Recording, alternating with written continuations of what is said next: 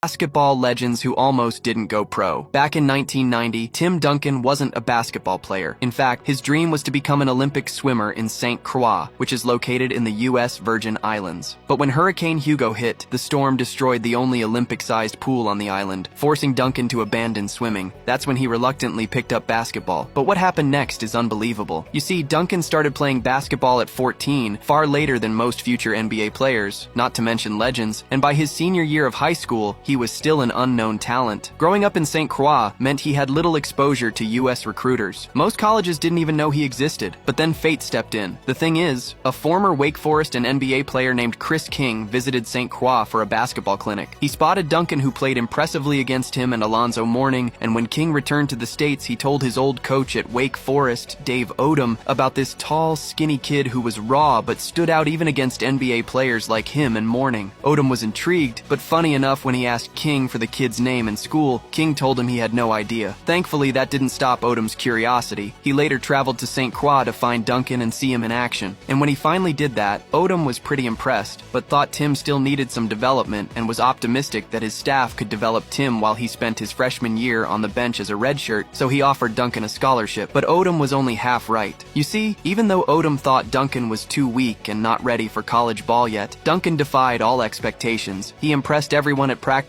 and became a starter right away, but even though he went scoreless in his first ever college basketball game, he still averaged 16 points and 12 rebounds across his entire college campaign. And even though many NBA teams wanted to draft Duncan well before he finished college, Duncan actually rejected the draft since he had made a promise to his mother before she passed away that he would finish his college education. But then finally, on June 25th, 1997, after graduating, Tim Duncan was drafted to the Spurs, and the rest is history.